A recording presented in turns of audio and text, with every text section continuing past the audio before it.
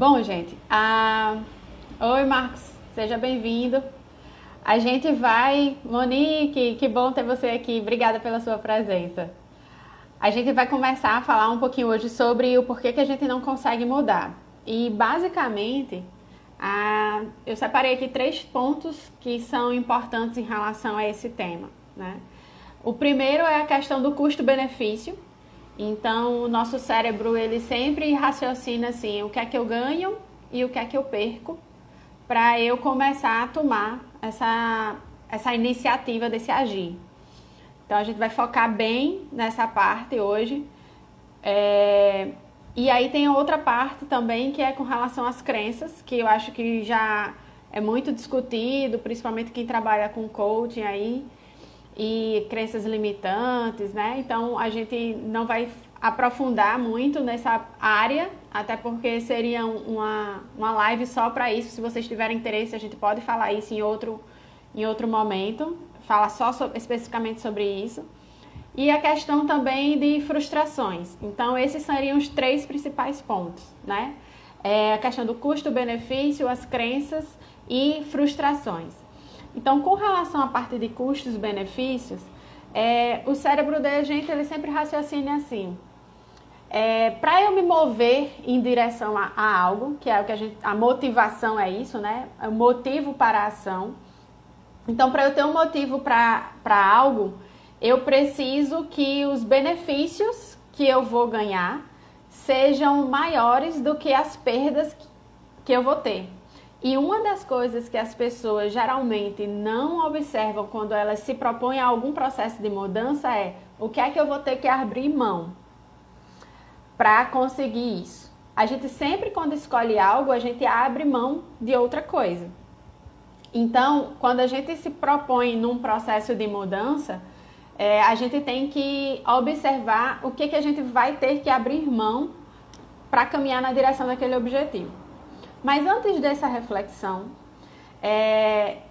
existe, quando a gente fala em saúde e bem-estar, 5 estágios de prontidão para mudança.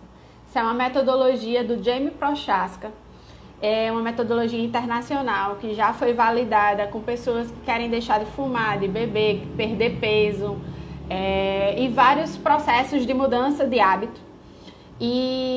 E é muito importante a gente identificar em que estágio a pessoa está.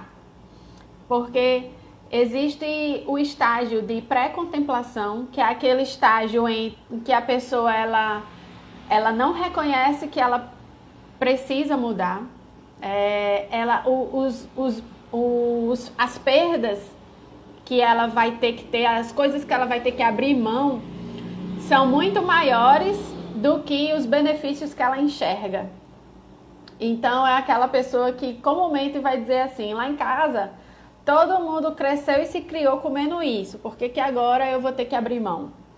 Não, se é para morrer magro e infeliz, eu prefiro morrer gordinho e feliz. Então ela começa a utilizar, boa tarde, tudo bom?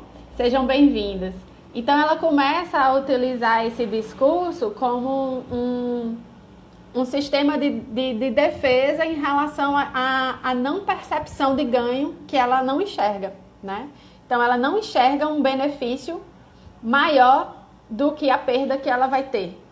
Então ela não reconhece que ela precisa mudar, ela prefere continuar como ela está.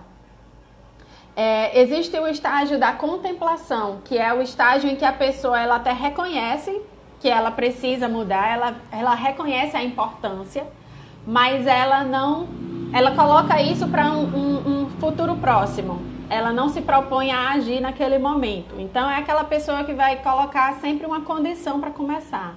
Por exemplo, quando o meu filho crescer, quando eu terminar a faculdade, quando eu terminar a pós, quando eu comprar a casa. E aí ela vai colocando condições para poder começar isso depois. E talvez aqui tenha algumas pessoas que já tenham feito isso. E às vezes quando as pessoas se percebem, ela já passou 5 anos, 6 anos e ela está sempre renovando as condições e não começa ao agir.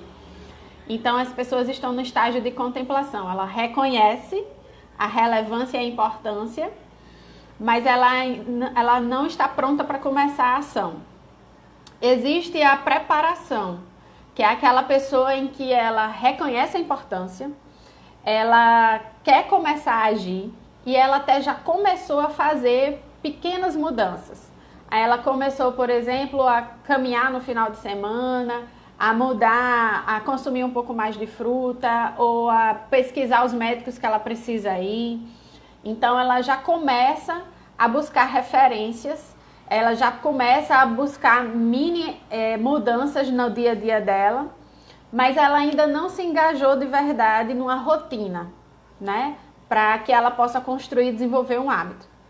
E aí existem as pessoas que estão no estágio de ação, que são aquelas pessoas que já começaram a fazer algo e já tem inclusive uma rotina estabelecida. Então ela está caminhando para desenvolver um novo hábito. E com relação a isso, a gente vê muito que as pessoas falam muito em relação a que se você conseguir em 21 dias estabelecer uma rotina, você já tem um novo hábito implantado. Isso é muito relativo, gente. Para alguns tipos de mudanças de hábito, isso vai funcionar, mas para outros, nem tanto. Depende do grau de complexidade dessa mudança.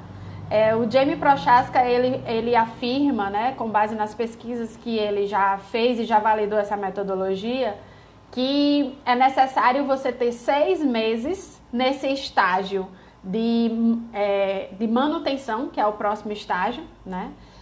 Então, 6 meses no estágio de ação, você entra no estágio de manutenção, que é aquele estágio de que para você quebrar o ciclo vai ser mais difícil.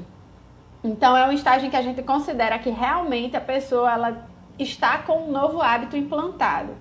É quando, por exemplo, você pode até ter o desejo mental de comer um cebozão, mas quando você vai comer, você já não consegue comer tudo que você comia antes, ou até mesmo o seu organismo fisiológico ele rejeita, seja com uma diarreia, um vômito, alguma condição desse tipo. Então a gente diz que quando você, por exemplo,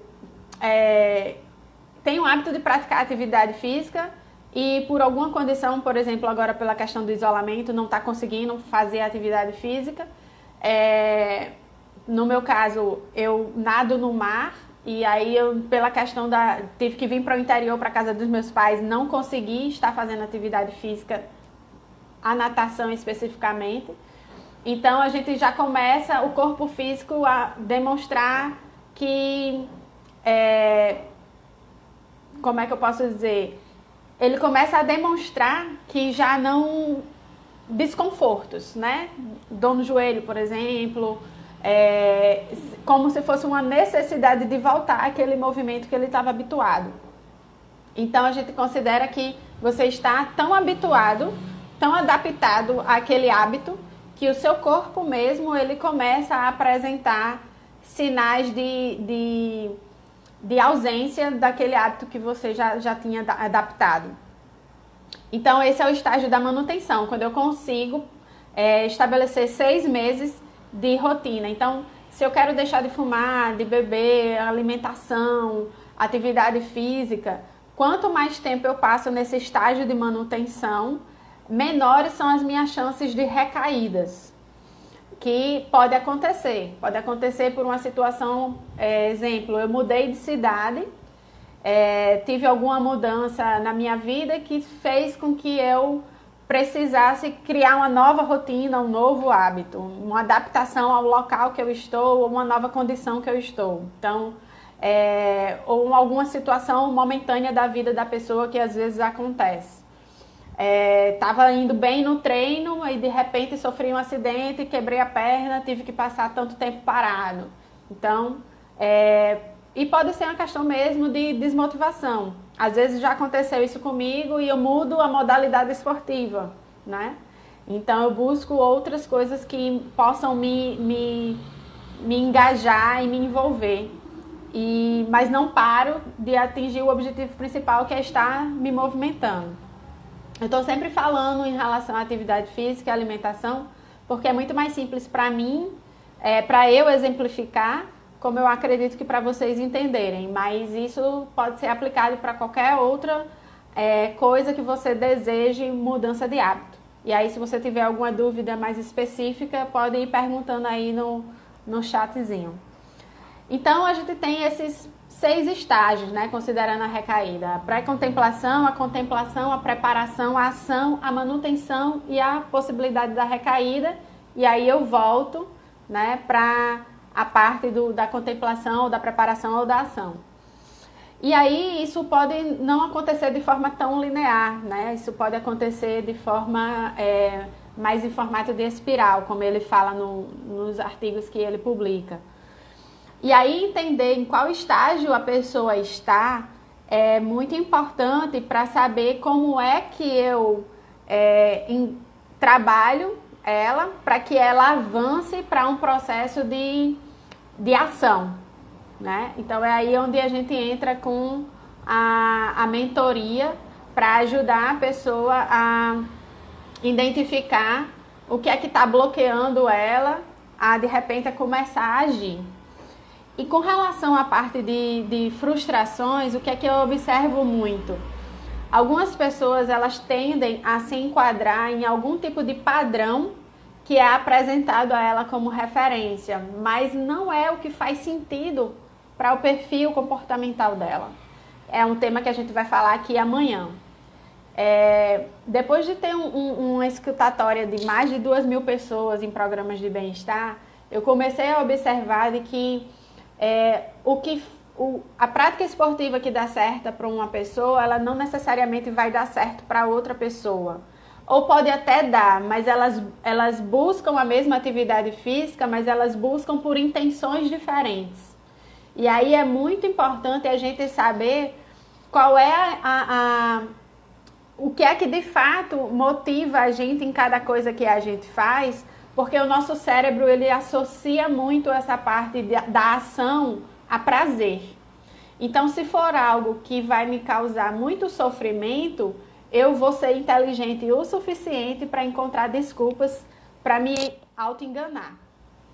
Então, a gente sempre trabalha essa questão do perfil comportamental para ajudar as pessoas a compreender como é que elas associam prazer ao processo de mudanças que elas querem implantar, para que os benefícios também que ela possa enxergar naquela mudança sejam maiores do que as perdas que ela vai ter que ter nesse processo de mudança. Então, é basicamente isso que a gente trabalha e às vezes a gente tem que ajudar a pessoa a ressignificar algumas experiências negativas que ela teve na tentativa de mudança de hábito antes. Então, algumas pessoas às vezes seguem o padrão e o modelo que deu certo para algumas pessoas que são próximas a ela, né, que ela tem como referência, mas isso não necessariamente quer dizer que isso vai funcionar com ela, mas aí ela vai e faz. E aí ela se frustra porque ela não consegue se engajar ou ter o resultado daquela pessoa que ela tinha como referência. E aí ela entra no processo de comparação. E aí isso gera uma baixa da autoeficácia, que é a capacidade que a pessoa tem de acreditar que ela consegue realizar as mudanças. E isso impacta muito diretamente na autoestima. Então, ela começa a buscar mecanismos e recursos que sejam mais fáceis, né? As fórmulas mágicas que todo mundo quer. E eu sempre digo assim, gente, se existisse fórmula mágica, a obesidade não era a doença que mais crescia no mundo, né? Então, e também assim, o grande desafio não é você emagrecer ou você fazer uma atividade física, mas é de você manter. Esse é o grande desafio. E a manutenção você só consegue se você adotar um estilo de vida diferente. Então, a proposta do que a gente traz aqui na Life Sprint para as pessoas não é o resultado pelo resultado. É aprender com um processo. Né? E aprender com um processo por quê? Porque a gente entende que é assim que você vai conseguir manter o resultado que você vai alcançar. Que mesmo que você tenha recaídas, mas que você vai ter um nível de consciência maior sobre você, sobre as suas escolhas, os seus comportamentos e o que lhe motiva, para que você entenda exatamente como voltar. Essa é a diferença, porque quando eu vou seguindo aquilo que está ao meu entorno simplesmente pelo automático, e eu não busco essa questão do me conhecer para entender o que faz sentido para mim e o que da minha individualidade eu vou trazer para alcançar aquilo que eu desejo, você meio que vai criando uma sequência de frustrações.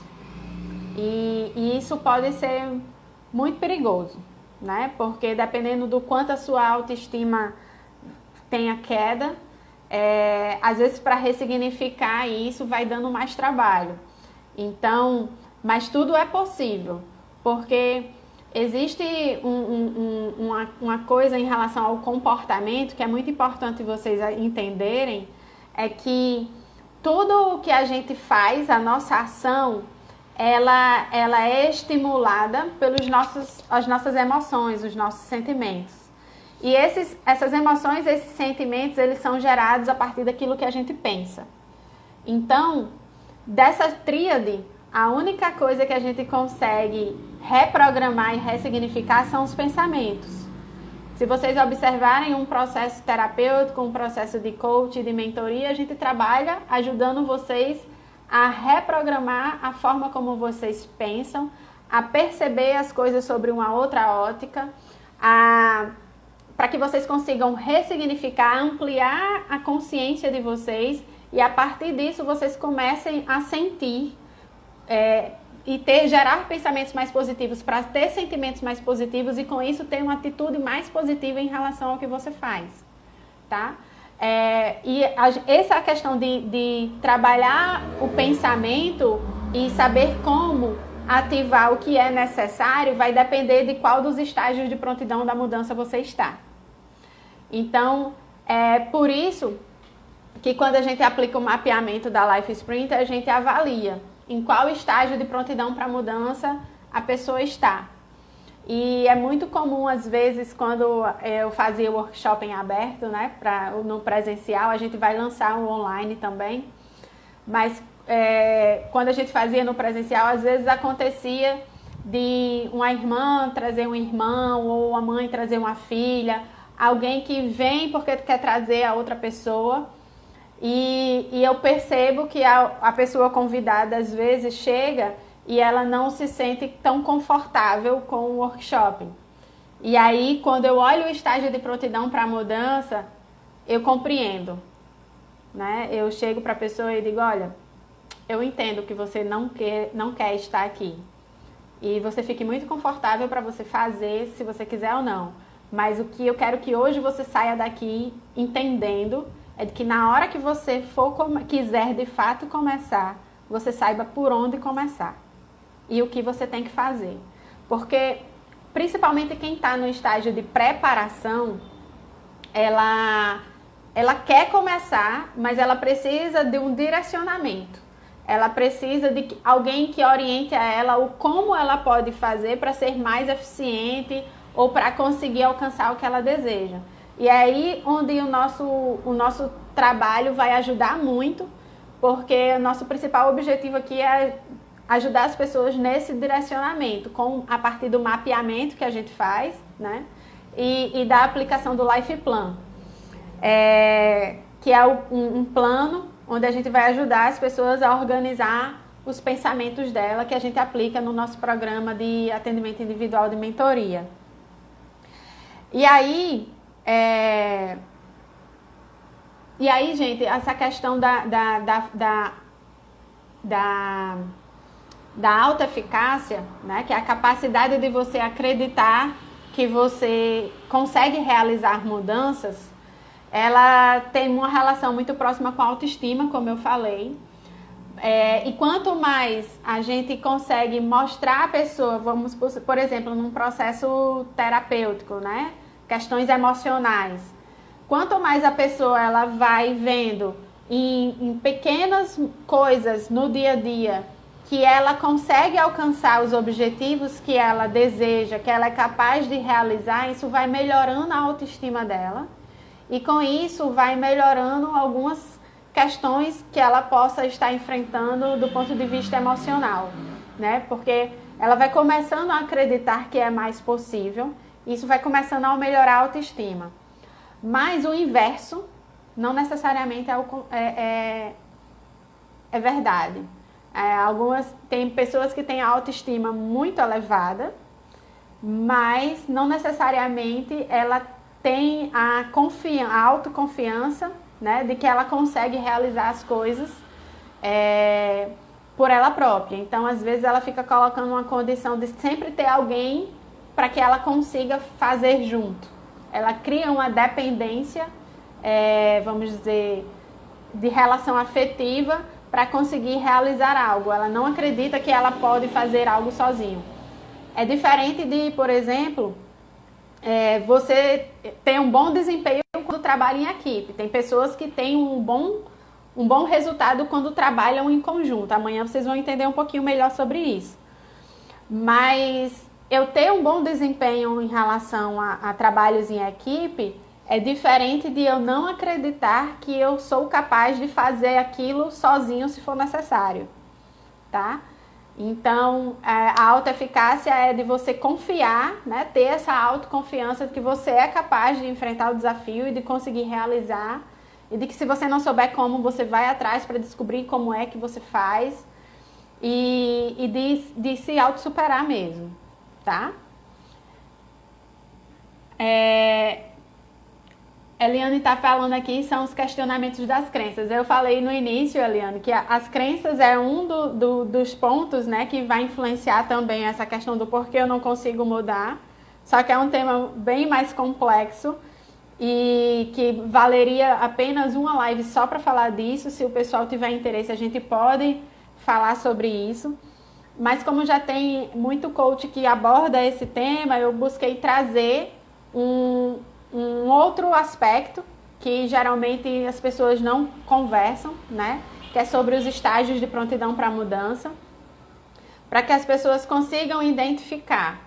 Então, acontece, por exemplo, com relação ao estágio de prontidão para mudança, de algumas pessoas estarem no estágio de preparação e arrastar uma amiga ou um amigo para ir fazer uma atividade junto com ele. Só que o amigo está ainda num estágio anterior, né, de contemplação, por exemplo. E aí, as chances se esse amigo não tiver a presença daquela pessoa que arrastou ele vai ficar no meio do caminho. Porque ele vai pela pessoa, ele não vai pela motivação interna dele, né?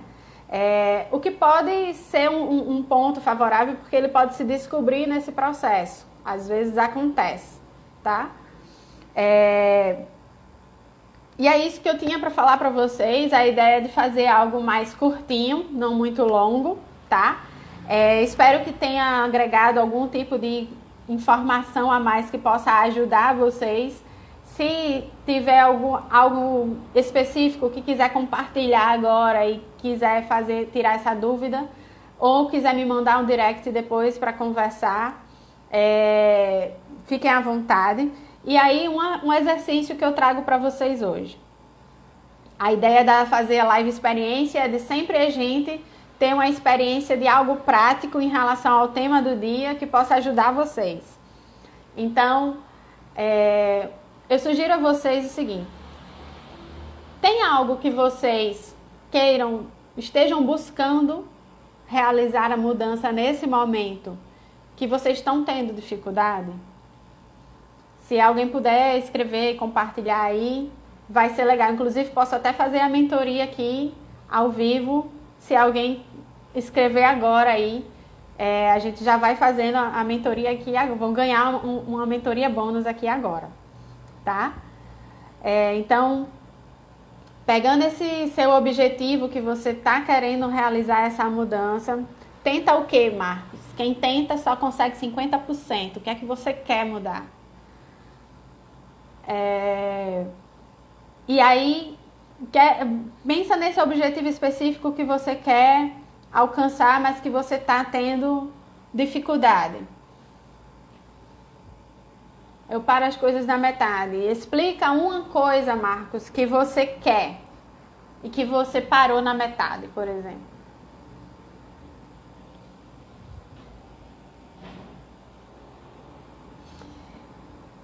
E aí, gente, pensa nessa coisa específica, Marcos, que você quer, que você parou aí na metade. Tem muita gente que passa por isso.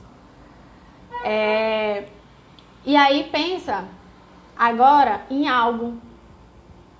Pensa, Marcos, em algo que você já quis muito conquistar e que você conquistou, que você conseguiu.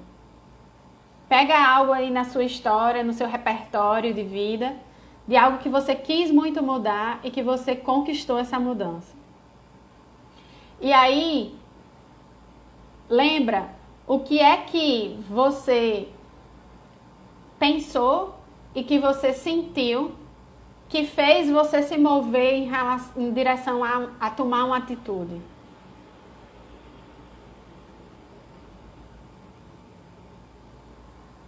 Certo? Quando começa a ficar difícil, eu paro.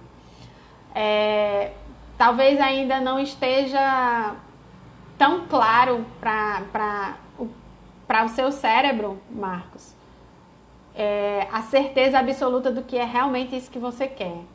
Alguma parte de você talvez ainda questione se é realmente isso que você quer. E aí você fica diante do desafio, você vai e paralisa. Aí seria uma questão que a gente precisaria conversar para tentar entender um pouco mais a fundo. Mas o que eu sugiro é fazer esse exercício agora para todo mundo que está aqui. Mentaliza algo que você já quis muito durante a sua jornada e que você conquistou. Avalia o que veio de pensamento e de emoção que mobilizou você a tomar uma atitude. Você se mobilizou porque você teve medo, porque você sentiu raiva, porque era algo que ia ser ia lhe deixar muito feliz, né? Então, depois que você entender o que é qual foi o pensamento e o sentimento que motivou você, você pensa o que foi que você fez, qual foi o plano de ação que você construiu, qual foi a atitude que você teve que ajudou você a conquistar o que você queria. E o terceiro passo é como é que você se sentiu e o que é que você pensou quando você conquistou aquilo que você queria. Então, se vocês fizerem essa linhazinha do tempo, pegando algo específico que você já teve dificuldade, que você já conquistou, e fizer essas 3 perguntinhas, o que é que eu pensei e senti que me levou a tomar uma atitude, qual foi a atitude que eu tomei que me ajudou a conquistar a mudança que eu queria, e como foi que eu me senti e o que eu pensei quando eu conquistei. E aí pega essa experiência e traz para o contexto do que você está querendo alcançar agora. E vê como que essa experiência pode ajudar você no que você está buscando hoje. Então, isso pode ser trazer alguns insights para vocês, né?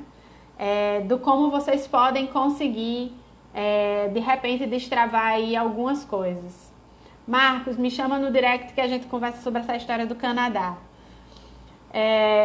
Eliane está falando aqui que o descarte das coisas de casa que não tem utilidade. Isso é muito bom, né, Eliane? Principalmente para trabalhar a organização das nossas emoções. Às vezes o primeiro passo para um processo de mudança é a gente... Eu gosto muito tem uma sprinter nossa aqui que ela é a Carol Organizer. Ela trabalha com organização de espaços e de ambientes. E eu digo a ela que as nossas emoções às vezes é como um guarda-roupa, né? Quando a gente vai organizar um guarda-roupa, a gente precisa separar aquilo que é fundamental, é essencial, é peça que é aquela peça básica do nosso guarda-roupa, aquelas peças que a gente vai dar, né, para doação, que não servem mais para a gente, e aquelas que realmente a gente precisa descartar, que ela não serve, a gente precisa eliminar, né? Ela não serve mais para doação e também não serve para a gente. Então, às vezes, quando a gente vai arrumar um guarda-roupa ou qualquer espaço na nossa casa, essa é a linha de raciocínio, que é a parte da triagem, né? Fazer uma triagem para que você possa organizar os seus ambientes. Isso tem um efeito psicológico, mental, de higiene e saúde mental muito importante, né, Eliane? E à medida que a gente vai organizando os nossos espaços, a gente vai organizando as nossas emoções e o nosso interior também. E aí, às vezes a gente tem que fazer isso não só com os nossos espaços físicos, mas com a gente internamente também, tá? E também a gente pode usar essa mesma linha de raciocínio para a organização das nossas tarefas e do nosso tempo. Então, quais são as tarefas que são essenciais, que é peça fundamental para a nossa produtividade, quais são as coisas que são importantes, né, mas que eu posso delegar para alguém, no caso, fazer a doação, né, e quais são aquelas coisas que realmente não são essenciais e que não vai influenciar e que eu posso eliminar, né, que eu posso descartar. Então, se eu pensar isso num processo de organizar o meu tempo, de organizar um guarda-roupa, de organizar as minhas emoções, eu consigo levar a mesma linha de raciocínio. Então, esse é o ponto. É isso aí, Eliana. Então, pessoal, eu espero que o exercício de hoje, que as dicas de hoje tenham ajudado você. Convida alguém que você acha que esse conteúdo que a gente está trabalhando aqui seja relevante para estar junto com a gente amanhã. Às 15h15 a gente estará por aqui, tá bom? E amanhã a gente vai falar sobre o perfil comportamental para o bem-estar. Eu vou explicar para vocês como que o nosso bem-estar, conhecer um pouco mais das nossas características comportamentais e as características que predominam na gente vão nos ajudar a encontrar prazer no processo de mudança para que a gente possa conseguir se mover na direção do que a gente deseja, tá? Porque, como eu falei, o cérebro da gente é movido a prazer ou a dor. Então, vamos descobrir como é que a gente entrega prazer a ele amanhã. Vai ficar salva? Vai sim, Maria Luísa. Eu vou salvar ela aqui para vocês. Eu adorei ter caído de paraquedas em sua live. Que bom, Marcos. Fico feliz por isso. Espero que tenha sido um bom voo. Pois é isso, pessoal. Obrigada pela presença de vocês. Chama a galera para a gente ter mais gente amanhã, compartilhando e reverberando aí esse conhecimento. E até amanhã. Beijo. Um cheiro para vocês.